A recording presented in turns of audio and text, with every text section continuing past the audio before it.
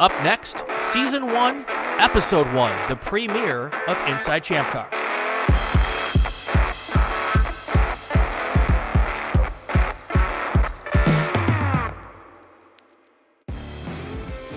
Welcome to the premiere episode of Inside ChampCar on the RacingWire Podcast Network. I'm Brian Bielanski. Inside ChampCar is our latest podcast to join the RacingWire family. Inside ChampCar is a weekly deep dive into the TireRack.com ChampCar Endurance Series. The series offers more than 30 endurance races from coast to coast and even a few races north of the border. Joining me on this interweb podcast adventure is none other than Bill Strong. Hello, Bill. Hey, Brian. How you doing today? I am fantastic.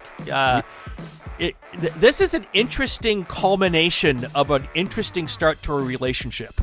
Yeah, we have a mutual friend. We do. That I met through my wife, who's a nurse, and this friend is a nurse, and you worked with a local TV station here in Charlottesville, Virginia, which is near where I live now. Right. And we were just starting up our ChampCar Live, or at the time it was ChampCar Live or something like that. We called it way back in the day.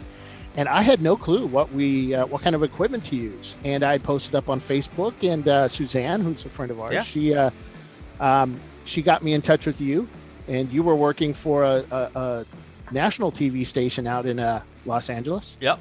And you actually pointed me into some gear that was affordable and was just kick butt. So much so, I'm still using that gear to this day. Cool.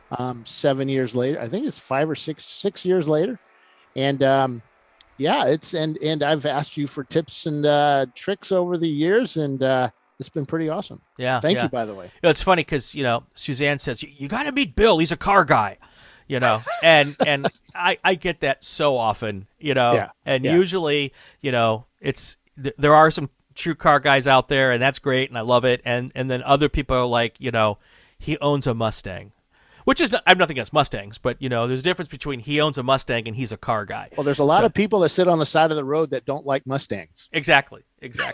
So, but you and I got a chance to chat, and we've been, became friends, and now we're here doing something that probably 8 years ago when we started this thing, or however long it was, neither one of us thought we'd be sitting here doing this, but we are now co-hosts of Inside ChampCar, and I'm excited as heck.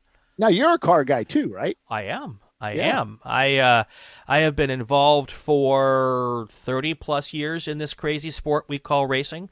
It's all my dad's fault. He bought a car when I was 16, and I was his, I'm using air quotes, which you can't see on the radio, but I was his crew chief at age 16. I knew how to change the tires and dump all the oil onto the pavement underneath the car when I forgot to put the oil plug back in the oil pan after trying to change it. That's a long story. We'll probably tell sometime. But over the years, I've done everything from being the crew chief to driving to being a corner worker, a flag chief at one point in time. I've covered motorsports off and on, and mostly on, across my entire journalism career. From television, I covered the Daytona 500 for a network that has the C at the front and an S at the end, and I did some work for ESPN and on and on and on. So I've got a long history both on the broadcast and on the racing side of this sport, and the fact that I get to sit down on a regular basis and combine the two things I love is just I can't.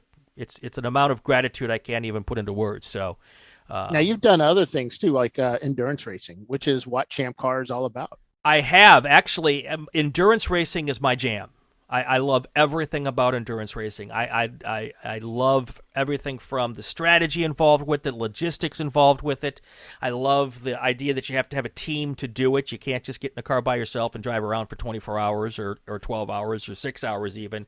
And it's, cars for me are as much a social thing as it is a competition thing, and when I can get together with my buddies, and do it together, it's just a whole lot of fun. And that's why I've always loved endurance racing. Le Mans and Daytona, I've covered the Daytona 24 several times, and all of that. So it's my thing. So this is going to be fun. For those listeners out there who don't know you, although I find that hard to believe that there's anybody in the world that doesn't know Bill, what's your background in all of this? Well, I high school kid. I had the best hot rod in the world, a 1973 Chevy Vega. Nice. Everybody loves the Vega. It was the muscle car of its time. Yeah.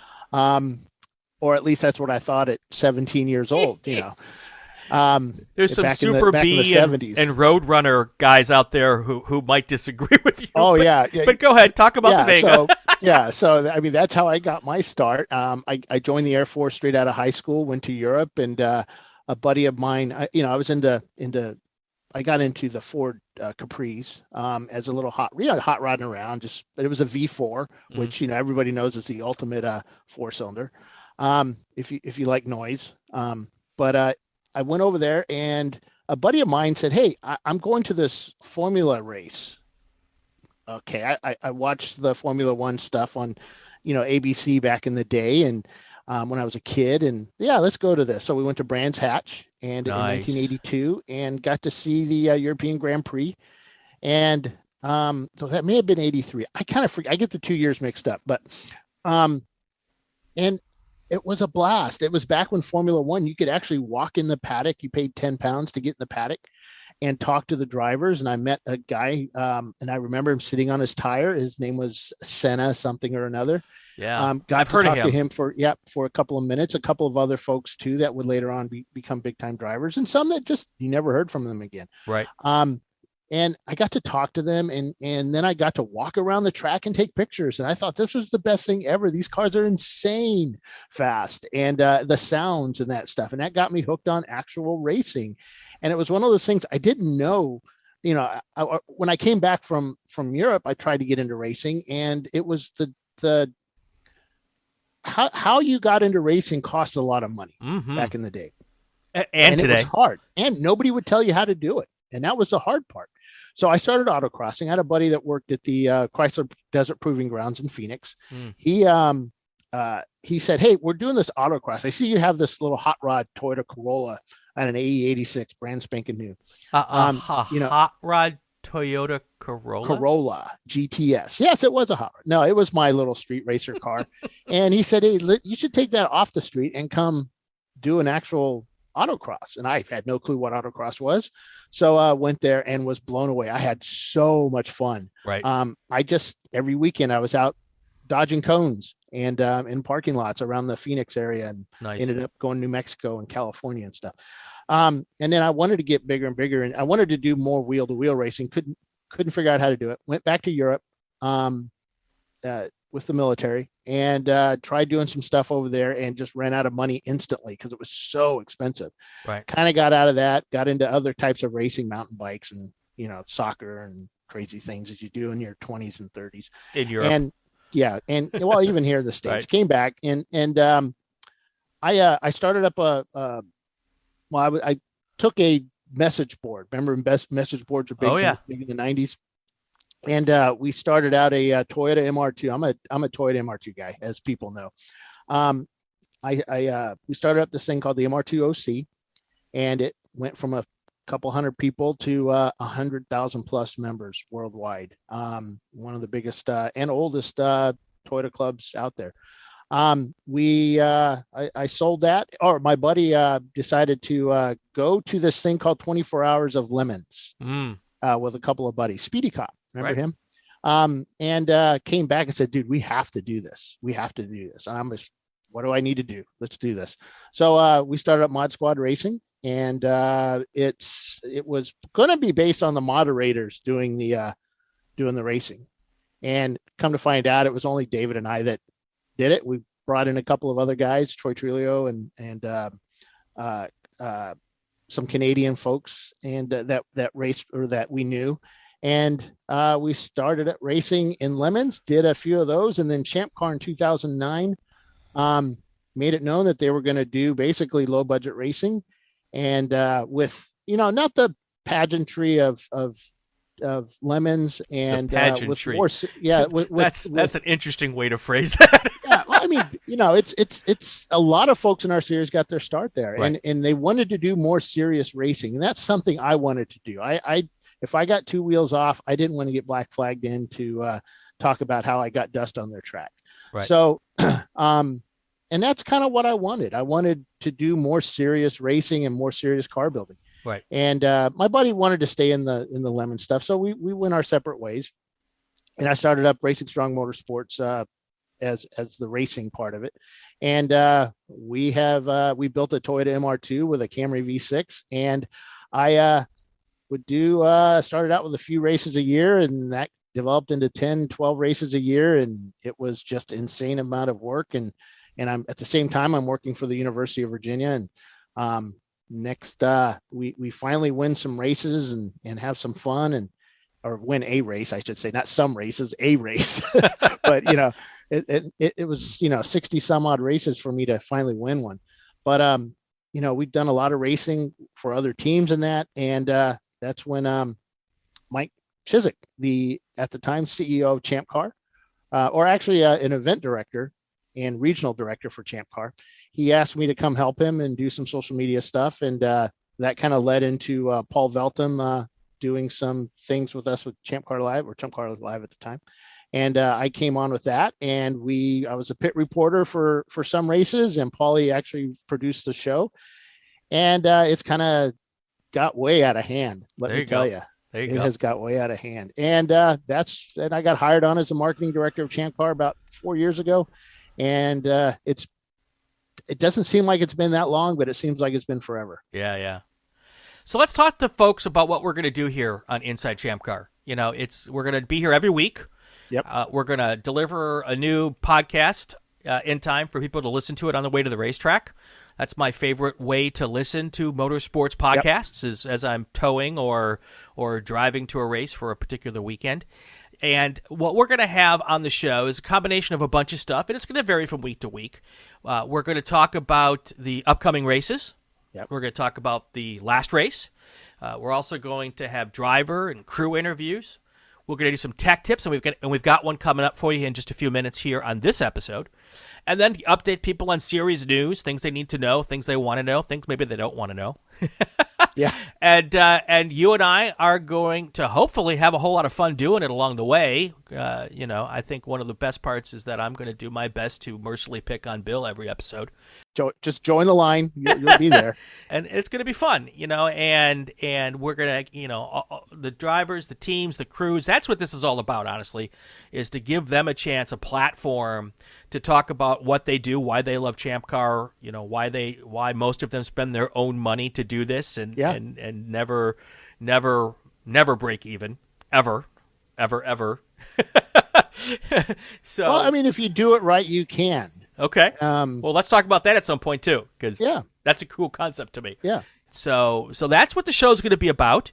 We're going to have opportunities for everybody to get involved, and that should be a ton of fun. So let's get to this tech tip, because I think you want to get some people some info right away here that's useful to them, and let's talk about that real quick. So your tech tip this week, we're going to talk about exhaust systems, right? Yeah, exhaust system. So ChampCar has a nationwide year-long sound limit, which is 96 dB at 50 yards. And there's a few tracks that actually have less than that. Laguna Seca is down to, I think, 90 dB. Right. There's some tracks that are, the houses are starting to encroach on them. So they're wanting to reduce their decibel level as well. There's a few tips that we've learned over the years. Exhaust systems was kind of my specialty with the race cars, about how to make them work. And I've done a lot of study on power and quietness. And in endurance racing, sound is a big issue with making you tired. It can, the louder the car,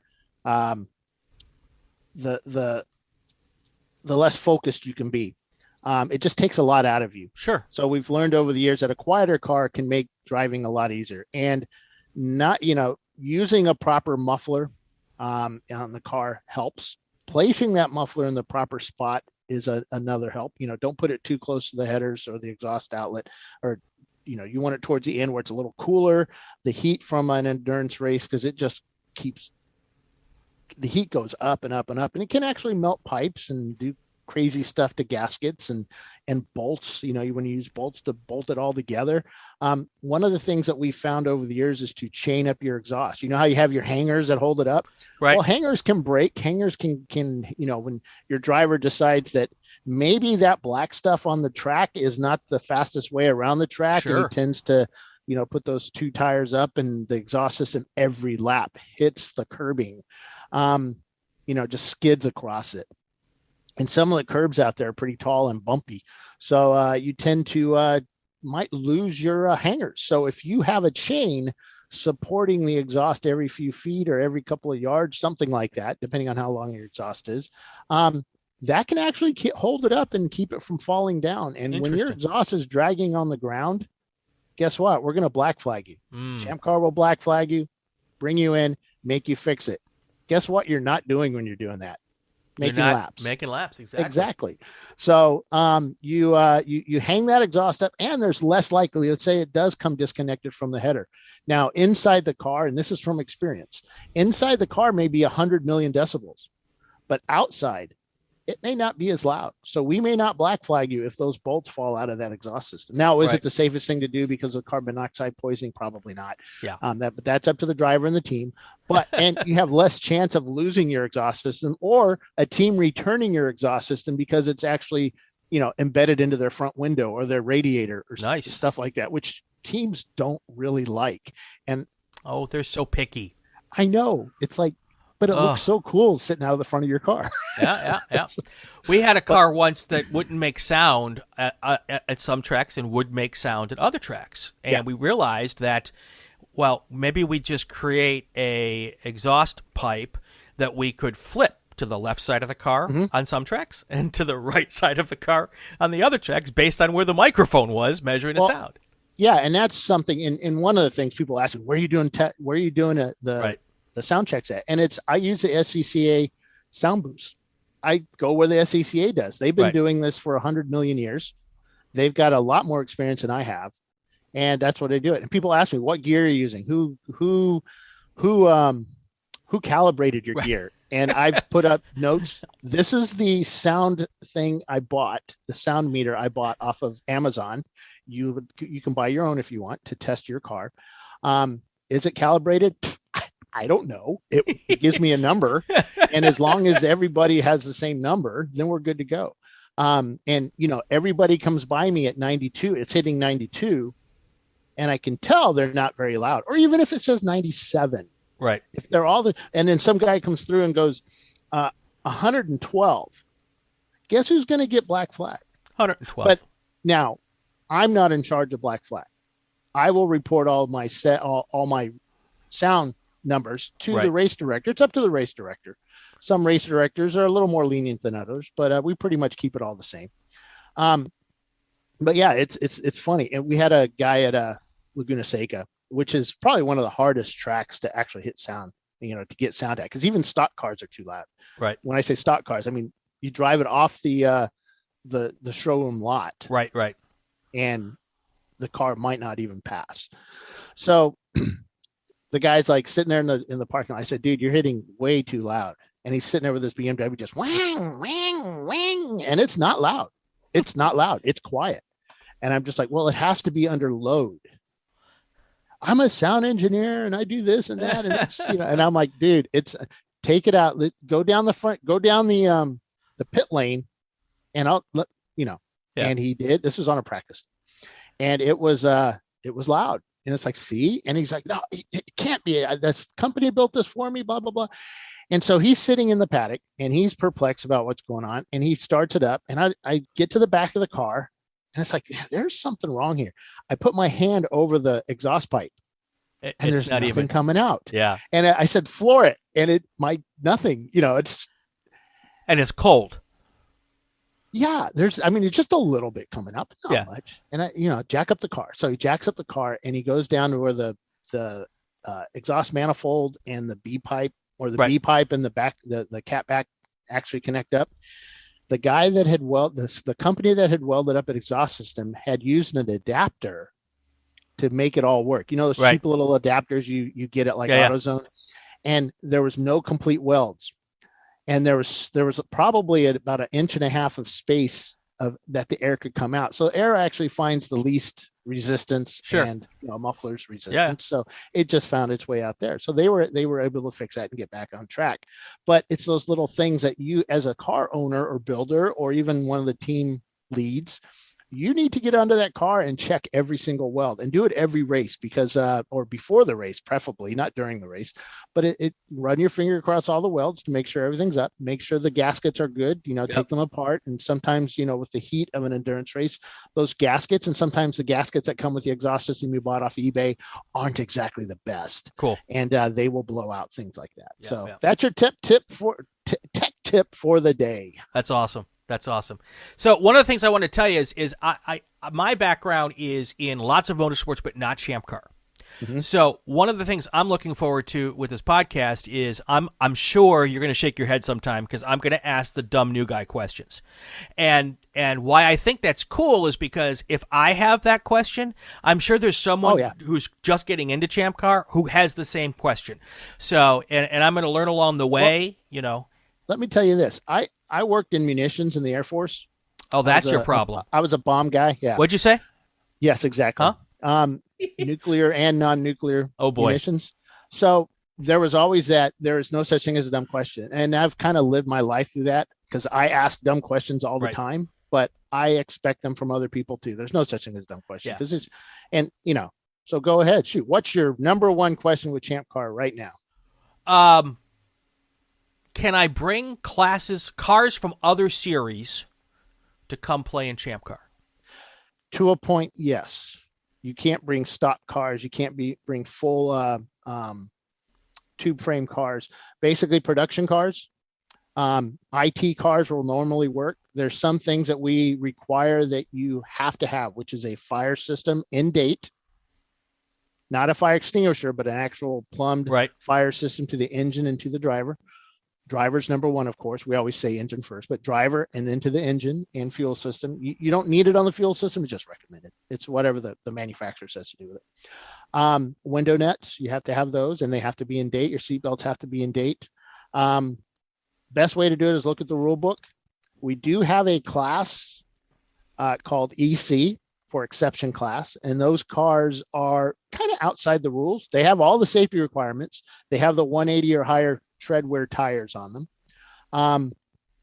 They have a carb, we have the cars with carbon fiber wings and stuff like that. We don't allow carbon fiber in ChampCar, with the exception of interior driver comfort stuff. But if you show up with a carbon fiber wing, automatic EC. Gotcha. Carbon fiber stuff, fenders or whatever, EC class will allow you to run and have fun. You just don't count towards the overall. You don't, when we go to pick up the car for the pay, with the pace car, we'll pick up the leader of the race, which is not EC. So, if you have a bigger fuel tank or a smaller fuel tank, or actually a larger fuel tank than what 2 gallons over the maximum stock tank, you'd have to go to EC. So we allow anybody to race. We do ask that you don't bring like M3s unless you want to race in EC. They usually don't do well. They're fast. They just take a lot of fuel. Right. Or the Porsche 911s and stuff like that. We really don't want, because the closing speeds of some of these cars are just so much higher. Right. We had a practice at Sebring a couple of weeks ago where some races we do track days. We work with a couple of track, the HPDE clubs like Hooked on Driving, and they had a AMG GT, or not GT. Was it GT3? Or GTE GTR. No, it's AMG. It was an AMG, but it was the same car that they use, like Riley runs. Right. Riley Tech runs in IMSA. GTD. Sorry. Got GTD. It. Okay. And he was out there, and it was actually kind of interesting to see the speed differential between that car and some of our faster cars in our series. And it was fast. Yeah, I mean, the cornering speeds from that car were just insane. And, tires helped. Cool. Well, we'll get into a lot more about that. So I'm looking forward to this. I think it's time for us to take a quick break. When we come back, ChampCar CEO and President Dana Morrison joins us. We'll be right back. This is Inside ChampCar on the RacingWire Podcast Network. Inside ChampCar is a podcast that takes a deep dive into all things going on with the ChampCar Endurance Series. Hosted by veteran journalist, radio host, and racer Brian Bielanski and ChampCar's very own Bill Strong, we talk to drivers, team bosses, tech gurus, and series supporters. Episodes air every week in time for you to listen on your way to the track. Inside ChampCar is on the RacingWire Podcast Network, found on Apple, Spotify, Google, and most popular podcasting apps. Welcome back to Inside ChampCar. I'm Brian Bielanski. He's Bill Strong. Our guest today is the head honcho, the grand poobah, as you might say, of the ChampCar Endurance Series, Dana Morrison. Dana, welcome. Good morning. Thank you for having me. It's a pleasure to be here. Well, I mean, it's the premiere episode, season 1, episode 1. There's really no other way to get started than with the guy who's in charge. So, although I will say, when I do podcasts like this, I typically wait like 3 or 4 episodes in so we kind of get a groove before we get the big guy on. But you're living dangerously to join us today. This is the first time in ChampCar I've ever come in first on anything. There you go. And I don't know, it might be the last for all we know. So hey.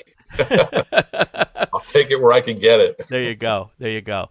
So let's talk racing. I understand from a little background research that you are a car guy through and through. What was your interest in getting involved with ChampCar? So yeah, I would definitely say I'm a car guy. I had the usual, typical upbringing of, taking apart cars as kids and realizing that they're much more difficult to put back together than they are to take apart. But yeah, I've always been a car guy, always dabbled in them, always been a race fan, and probably like a lot of the ChampCar members, I dabbled in owning cars and playing with them and autocrossing them and whatnot, but never quite had the resources to go racing. Even when ChampCar and our founding organization started, even the most cost accessible forms of racing were still pretty high. There was quite a step up to go from autocrossing or even solo stuff to jump up to wheel. So, I built a Factory 5. In fact, I was actually right in the middle of building a Triumph Spitfire that I was putting a complete Miata undercarriage in and driveline and everything. And we were going to do some grassroots stuff with that and some autocrossing time trials.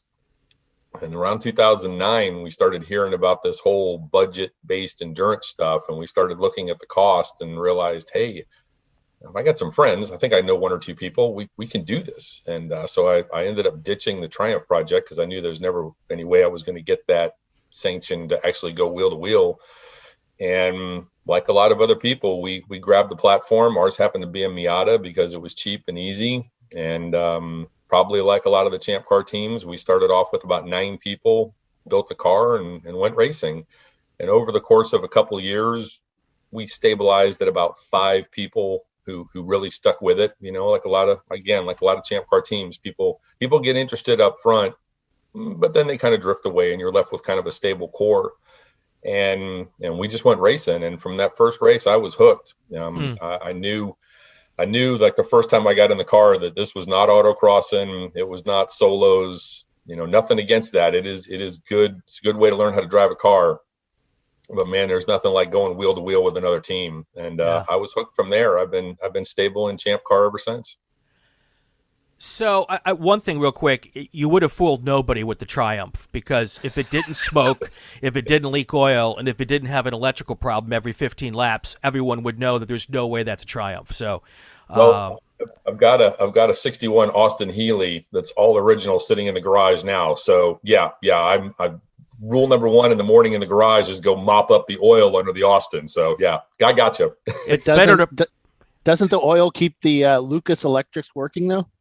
Well, sort of. It depends. Some electrical systems are oil based. Yeah. That's awesome.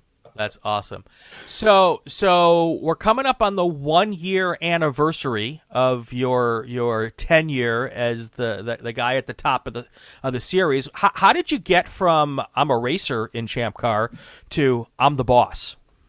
So oddly enough, there's some times when I look around and I ask myself that same question.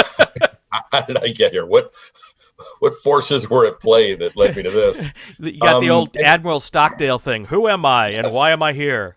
Why am I here? And actually that segues into kind of a good way to answer and talk about something else.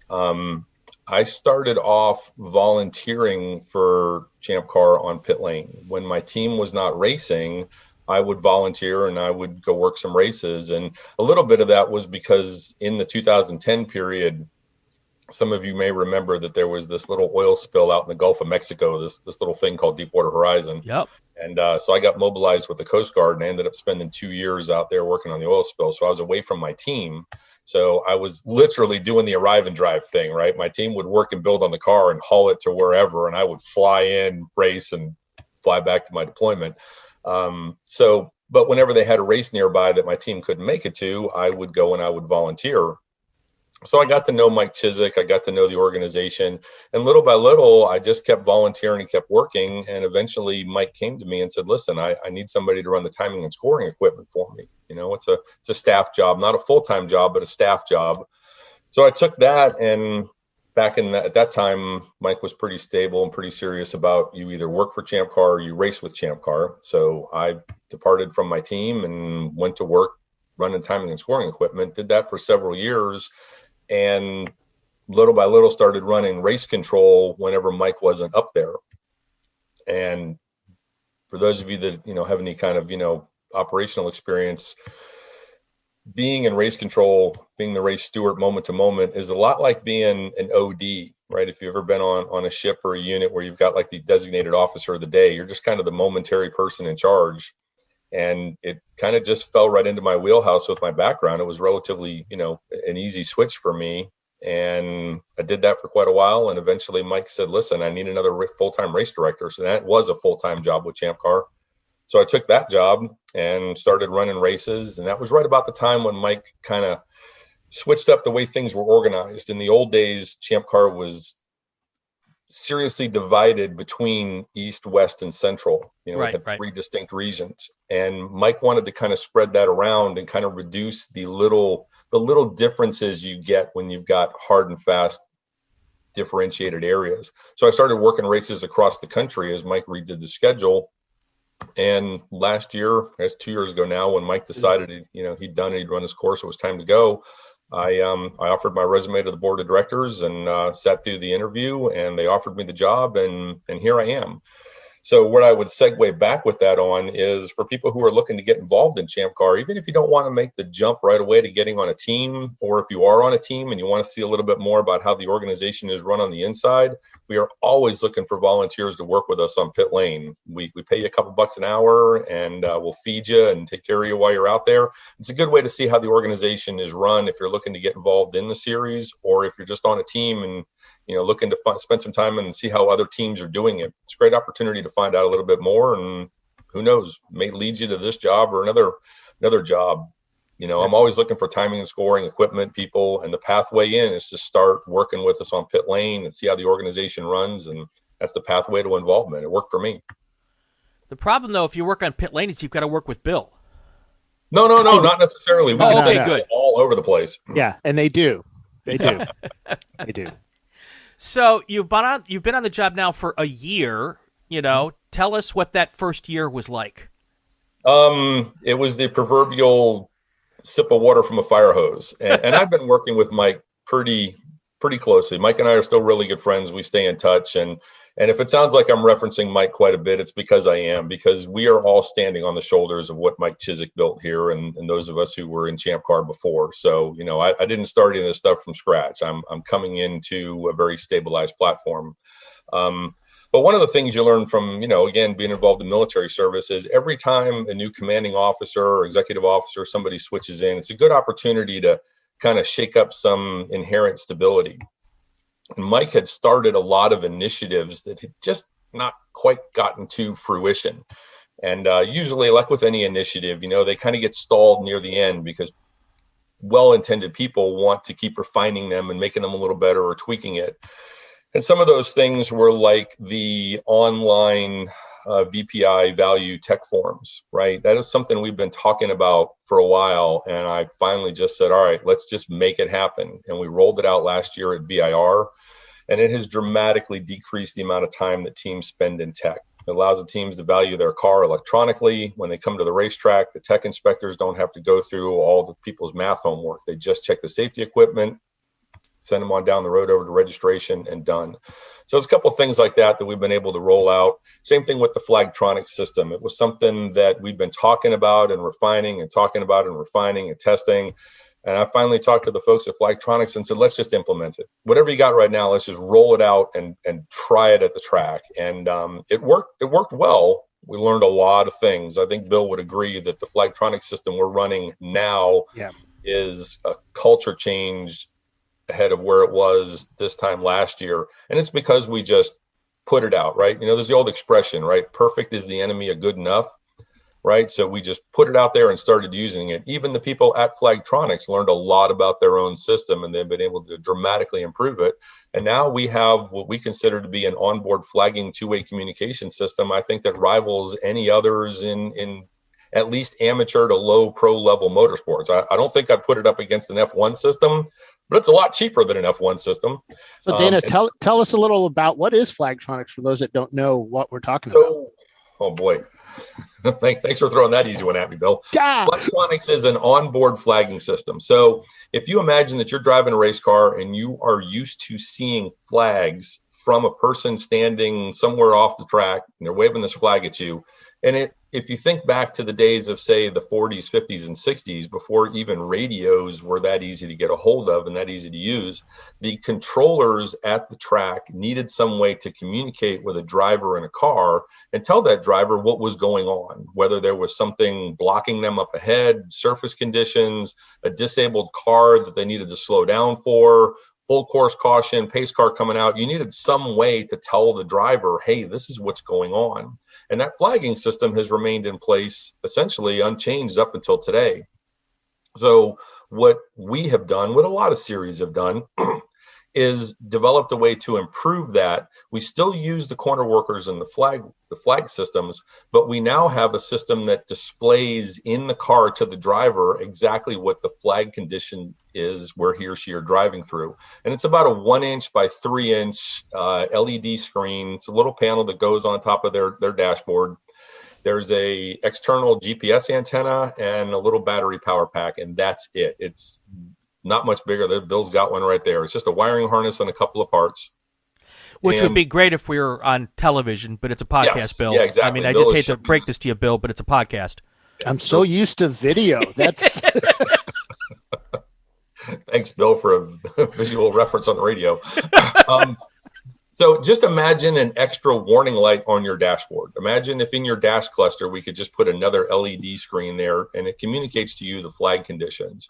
So it tells you if it's a standing yellow, a waving yellow, surface conditions. We can send two-way communications. We can send a black flag to the driver if we need to get them on pit lane. The neat thing about it is it does segments. So if you reference it to ChampCar's rules, ChampCar says that if you can see the flag, you're under the control of that flag station. So the folks at Flagtronics have mapped out each track. So there's basically a GPS line on the track that tells the unit where it is and what flag station it's under the control of. So if that corner worker has pressed the button for a local yellow or a waving yellow or whatever their flag station is, the moment you cross that imaginary line on the track, your Flagtronics unit will tell you what the flag condition is, even before you can almost see it, like just at the edge of your vision. But if the wind is blowing the flag out straight, or the corner worker is struggling to hold 3 flags at one time, because we've all seen them do that, your Flagtronics unit is not affected by that. Your Flagtronics unit will show you exactly what the flag condition is there. And probably the best thing, when you get past that flag station and into the control of the next one, our rules say that if there's no flag, you can go back to racing. So it's kind of a passive system. We're relying on the driver to look ahead and go, I don't think there's a flag there, so I guess I'm good. Well, the Flagtronics system is active. It's active communication. So when the driver leaves the control of like station 1 and gets into the area of station 2, the Flagtronics unit in your dash will flip over to green, and it will stay green for 20 seconds. So rather than a passive communication where we're relying on you to look ahead and go, I don't think there's a flag, we're actually telling you, yep, you're good. You're past the station and you can go back to racing right now. And it's awesome. GPS based. It really is. And a lot of tracks, several at least, have moved to what they're calling this code 35 or purple 35 thing. And again, I'll use Bill's visual reference. For all the people out there listening who are F1 fans, raise your hand if you're an F1 fan, because if you're an F1 fan, there's two hands up right there. You're familiar with the virtual safety car. Right. And what this system is essentially a virtual safety car, and VIR does it best. So let's say you've got a disabled car on track and the rescue trucks have to go get it. Well, in the old days, you'd go local yellow there in 2 or 3 stations. And now you're putting people out in a truck, people out on the ground. They've got to hook up to this vehicle. It's dangerous. I mean, they do it well, and those guys know their job really well. But there still is an element of danger there because you've got cars coming through here. Well, what you do with the Code 35 system is you go standing yellow around the whole track. Start lowering people's speed. ChampCar rules, standing yellow, 70% race speed, no passing. Then about 10, 15 seconds later, they put out another flag, a white flag with a big 35 in the middle of it, and they ask everybody to slow down to 35 miles an hour, the whole track. Well, your Flagtronics unit will click over to a white and purple display that says 35. Most people don't have speedometers in their race car, but because the system is GPS based, if you exceed 35 miles an hour, the unit will start flashing at you. And very importantly, on the screen up in race control where we see all the cars going around, your little yellow indicator will turn to red and it'll flash at me to tell me that you're going over 35 miles an hour. So I'll know. So then they clear the incident.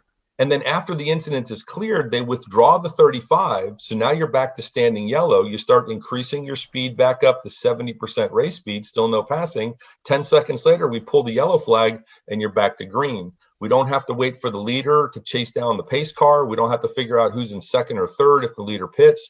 And man, if you've ever been in race control, when they're clear and they're ready to go back to green, they look at me, they go, we're clear, go back to green. And the pace car's right at the start finish line. And I got to let them go around another whole lap. And that costs you, the customer, 2, 3, maybe 5 minutes of green flag racing, which is what you paid to come and do. So systems like this allow me to clear my incidents so much quicker and get you back to green flag racing, which is ultimately what my customers paid to come and do. So it's a huge benefit to everybody. So what you're saying is if you were to implement the system in Abu Dhabi, then Lewis Hamilton would still be the champion because there would have not been never mind. That's a I'll you answer that. Jump on that because twice this year in ChampCar, twice in 2021, and man, I tell you, I had my heart in my throat each time. But I am of the opinion that the racers came to race and that no one wants to see a race end under yellow. Right. So twice in 2021, we had just enough time to get one full lap in under green. Both times I pulled the pace car in and the race control people at the track are like, are you sure you want to do this? I'm like, no, not really. But I know my customers want to race. And twice I pulled that pace car in and went back to green for one full lap. And thankfully, my racers rewarded me with a good, clean lap and everybody got a green flag finish under it. And, you know, it can be risky, but that's what the racers paid to come and do. And I hugely believe that my racers came to race and I want to give them every opportunity I can to race under green flag. Awesome. So 2 things, much of my life in racing was as a flagger and at some point a flag chief. So, and I'll tell you from the flagger world, these light systems are really controversial. They're like, you know, they're going to eliminate the flaggers. You snuck a little something in there, and then just like ran right past, and I want to go back to it for a second. Other than a full course yellow or a safety car, the controllers are still controlled by flaggers standing on corners, right? Yes, we have a physical device that we hand out to each flag station, and there's about a 1 foot by 1 foot LED panel at each station. And the flagger, Bill's using his hands again, the flagger has this handheld device, and he or she, when we tell them go local or they call on the radio and say, hey, I'm waving or I'm standing, they've got a physical flag in their hand, and in their other hand, they press the button. And that way the electronic unit marries up. So we still want a physical person there to control it. And they're able to give me accurate feedback on what's happening so that I can officiate a better race. But yeah, the flag person, the flagger at the physical stand is still an integral part of this system. He or she is the one pressing the button. We can do it secondhand upstairs, or we can clear it for them. If they've got 3 flags in their hand and they're trying to put them all down, we can clear the flag for them remotely, but they are still the leading person in deciding what the flag condition is locally. Right. And Brian, the flaggers still, they're the eyes, the ears, and the nose of the people at the corner. I mean, you can't, with an electronic system, you can't smell if that's oil or gas or whatever flying out of that car. Right. And I'll tell you, as a person who has stood on corners for 2 decades and someone who's driven race cars, the most diligent driver will not see every flag displayed to them. It's impossible. If you're in a fight with 2 or 3 cars, I don't care how good you are at paying attention to your flags, you're just not looking at the flags. You're trying not to kill someone or kill yourself. So that's one thing. The last thing I was going to say is I want to see this system set up so that it's connected to the ECU, so that when it goes yellow, the drivers actually do slow down. Or even better, connected to like a taser or a cattle prod, so that when the yellow comes on. We've had that conversation, and the people at Flagtronics assure me that it is technically feasible. Although, all joking aside, we have discussed with them a future state where the flag, the LED would be a display around the ring perimeter of the driver's helmet visor. Like a heads-up display. Like a subtle, it would show up yellow inside their visor, just like a subtle ring around the visor. And that's getting really complicated because we'd have to have equipment in each driver's helmet, but it is technically feasible. And the way that James Ballinger and the people at Flagtronics have designed their system, it is highly expandable. They've built a huge amount of future state capacity into the system. So just as you get right now, it is capable of growing and developing into all kinds of cool stuff. Yeah, you can plug, it actually has I forget what they call it, CAN bus or something like that, where you can plug it into your dashboard and it'll display. And then for folks that are colorblind, we've had a lot of issues over the years where folks that are colorblind had a problem seeing the yellow flags and some of the other flags. This actually displays a letter with it as well. So it tells you which flashes between like the letter Y in yellow and then a yellow block with a displaced black Y in the middle of the yellow, and it flashes between those 2 states to get your attention and to tell you. Same thing with the black flag, it flashes from black to a B/F to black B/F. So we've gone a lot of ways to communicate this stuff to the driver to make it accessible for everyone who wants to race in our series. I prefer the cattle prod taser idea, but that all sounds good too. All right, so 2022 is upon us. You're a week away when we air this podcast, when it goes live, from your first race of the year. Let's talk about 2 things. First of all, the schedule for 2022. Is there anything new? What are you excited about? What's going on with the schedule for 2022? Man, the schedule for 22. The first thing I could tell you is it's full. I was actually just looking at it now because someone emailed me and asked if we could help them with timing and scoring for their series, something separate. But I was looking at the dates and I was like, oh, God, there's like no holes in this thing. I am excited about a couple things. The first thing is Ozarks. It's a brand new track. We're going to be one of, not necessarily the first, but one of the first organizations to run a green flag wheel-to-wheel race there. It's going to be our national championship for the 2021 season. So I'm really excited to bring a new venue and a new event to the racers. We've had a lot of people asking about tracks, their favorite track, new track, someplace different. And it's in a part of the country that is a little thin on big, high-name bucket list tracks. So I'm hoping to check a couple boxes there. New venue in an area that's not highly served already, and the championship event. So really excited about that. We've got extra races out in California. We've added another one to the list out there, and we've added a different format, right? We're trying to shake up the format a little bit out there to, give the West Coast people some variety and some options. I actually just signed a contract yesterday. I told Bill the other day, I still can't say what it is and how it's going to go because I got to get confirmation from the track. But I just signed the contract yesterday and returned it for a venue, another central area venue. It's going to be an interesting format. It should be a big deal. It's going to be a name that everybody recognizes. It's going to be our roots as ChampCar were long-term endurance stuff. So this will be another long-range endurance race. And as soon as I get confirmation from the track that everything's good, we'll release that. We added Carolina Motorsports Park last year, so that's back on the schedule. That was a really fun event. We are in talks with Brainerd still. We're going to try and get Brainerd back on the schedule. So yeah, in fact, my biggest problem right now is getting enough staff and equipment to get to everywhere that I want to go. So. Right. So Brainerd, for those who haven't been there, as one of my growing up tracks when I was a kid. We used to do Brainerd every Memorial Day weekend, and I remember sitting with a little tiny 4-inch television on Sunday Memorial Day weekend, watching the Indy 500 and running to pit lane for each session, and coming back and telling my dad, you know what, I think you're okay for this session. There's 14 laps left in the Indy 500, and he'd look at me and go, no, you can come to the pit lane, that kind of thing. So Brainerd's a fantastic venue. It has got one of the fastest turn ones, if not maybe the fastest turn one in North America. It is a banked right-hander that it's at the end of a drag strip, a literal drag strip. So you hit that thing flat out, and there is some definite pucker factor at Brainerd. Now, Dana's actually run a few races there in all sorts of weather, and he has a lot of stories about that. Yeah, the drag strip is pretty awesome until it rains, then not so much. Yes, exactly.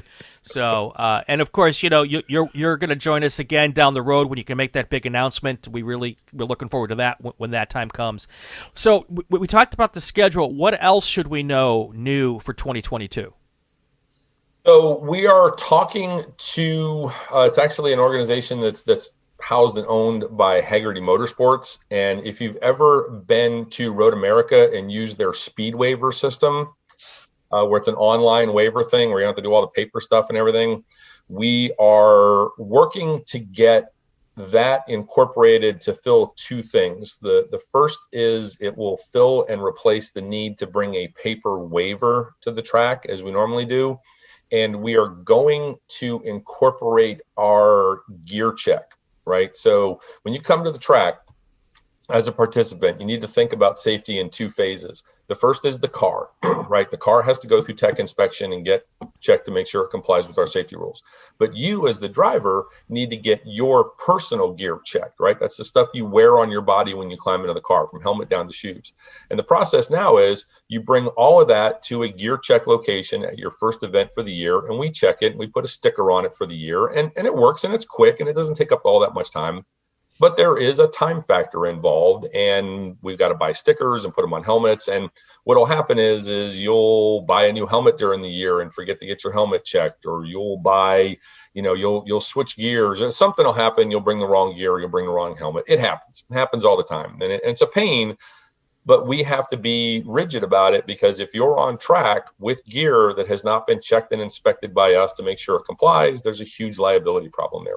So what we're going to do is we're going to roll that into the speed waiver. So when you register for the event as the driver, you will go on the speed waiver system, you will sign your participation waivers, and you will sign and acknowledge that you will comply with the safety gear requirement. And then when you go to registration, when they check you in, when they give you your participant wristband, that will signify that you've agreed to your gear check stuff also. So it's one less step at pit out. Right now at pit out, they check your wristband to make sure you're a legitimate driver, and they check your helmet sticker to make sure your gear's checked. Now they'll be checking one thing, the wristband, and that will ensure that both things basically. We're not quite ready to roll it out yet. We've had some technical problems with getting their system to talk to our system, but they are problems that are not insurmountable. We will get them rolled out, probably not in time for Road Atlanta at this point, but early part of the first quarter of the year or so, I expect to get that rolled out. So again, it's part of streamlining the incident. It's part of streamlining things so that the drivers, the participants, the customers, when they come to our track, when they come to our race, it's smooth, it's easy, no barriers, smooth process from registration to on track. Love it. Bill, anything else we should talk about before we let the boss go? I don't know, Dana. The pay raises are due here soon. No, I'm kidding. No, so God. You're funny, and looks are not your best quality. I know. You and I, we work together every day, and one of the things that I think a lot of people don't realize is how much work you actually have to do with this company. It's not one of these 9-to-5 jobs. No. So it's been probably one of the biggest change for me.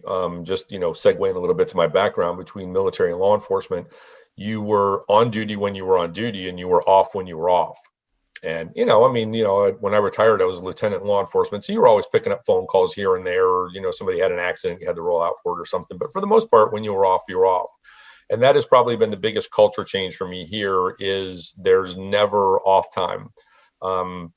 Monday through Friday, 8 to 5, all the businesses, the tracks, the management companies, the insurance companies, the bookkeeper, the accountant, all those professional services that I have to deal with are all online.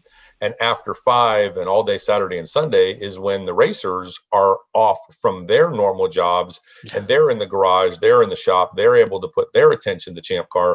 So that's when they ring me up. They've got questions. They hit me with emails, which is fine. Believe me, I'm not complaining in the slightest. The ChampCar people are a family. They're wonderful people. So I'm not complaining in the slightest, but it was just something different that I had to get used to, that customers call when it's convenient for them.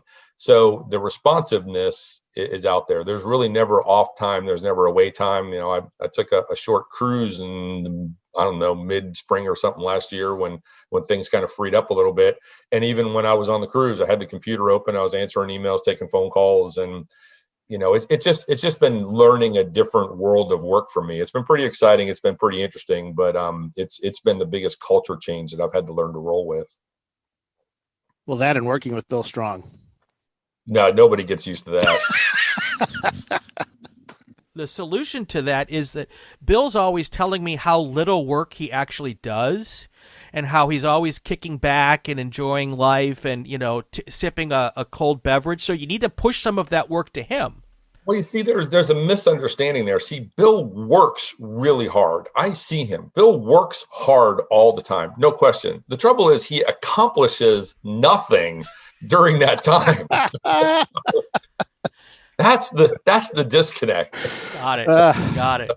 All right. So I can't tell you how much I appreciate, first of all, you getting us involved and deciding to be, have the Inside ChampCar podcast. That's a big deal for your customers and for the series, and all of us here at the RacingWire Podcast Network are really excited to add you to the family here, and to be one of our first guest is fantastic. So I can't thank you enough for that, and I look forward to talking with you many, many more times over the years as we continue to do this.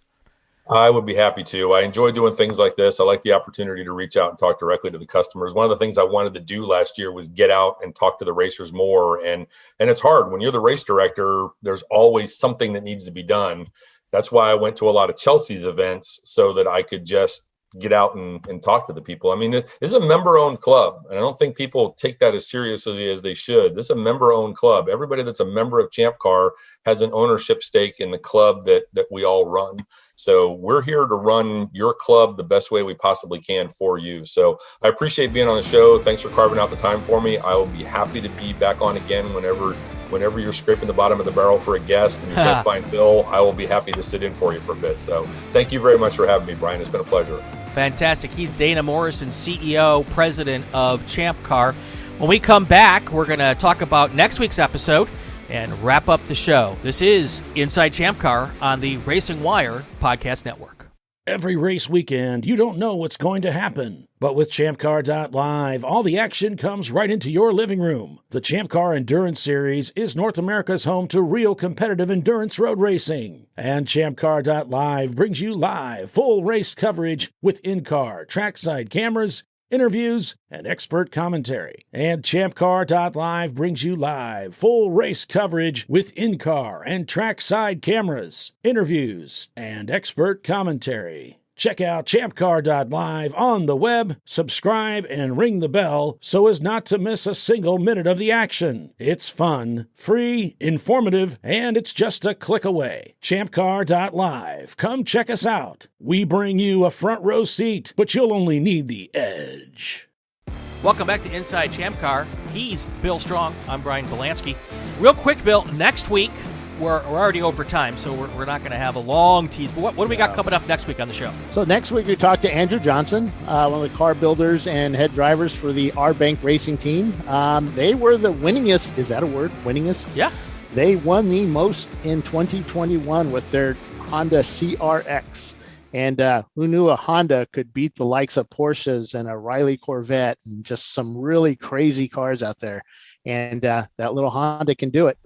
Well, and that's what I love about endurance racing, honestly, is that, you know, I remember the year when the Rolex 24, when the Corvettes beat all of the prototype cars, you know, and that's the fun of endurance racing. You know, there's so much that can happen in the course of. So what's your longest race? Again, another dumb guy question. What's your longest race? Well, we start out with 7 hours. That's our shortest race. Okay. And we have 24-hour races as well. In the past, we've done some 36. I think a 38 was the world's longest endurance car race, and ChampCar ran that. And I forget where that was. We've done a couple of them like that. I never participated in them. For one, the overtime would just be insane. Yeah. And I just couldn't afford the fuel for that when I was racing. But did anybody finish the 38-hour race? Oh, yes. Actually, our bank is one of the winners of those races. Nice. So our Bank Racing and their Saabs, they run all kinds of different cars. Robin Bank is the actual race director of that team.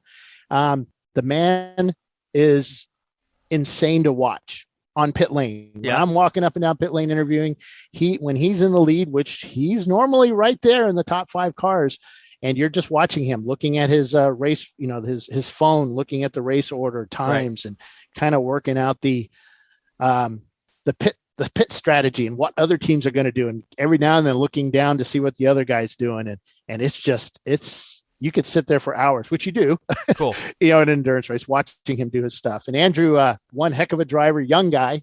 Well, not young, but he's young and to us, and he, one heck of a driver with that little Honda. Cool. All right. I think that does it for us today, doesn't it? Yes, it does. And, you know, you can watch us and see us and do all kinds of stuff with us with ChampCar over this next year. And thank you, Brian, for helping us and starting this off for us. And I think this is going to be a fun year, 2022. And that's it. That's cool. And for anybody who wants to get involved in the TireRack.com ChampCar Endurance Series, go to champcar.org on the web. We'll put that in the show notes. And we'll always put anything we tell you to look for on the web, we'll put in the show notes. So if you're driving to the track, you don't have to try to pull out a pencil and write while you're driving and take out the car next to you or anything. So we'll always put that in the show notes. All right. Video if you do. There you go. That's going to do it for this week's episode of Inside ChampCar. If you like what you're hearing, subscribe to the RacingWire Podcast Network so you won't miss an episode. It would also be great if you leave a comment, especially if it's a good one. If it's not a good one, put it on someone else's podcast page. You can also follow us on social media to find out who our next guest is, possibly leave a question. On Twitter, it's @RacingWireNet. There's a new Inside ChampCar every week. He's Bill Strong. I'm Brian Bielanski, and this is the Racing Wire Podcast Network.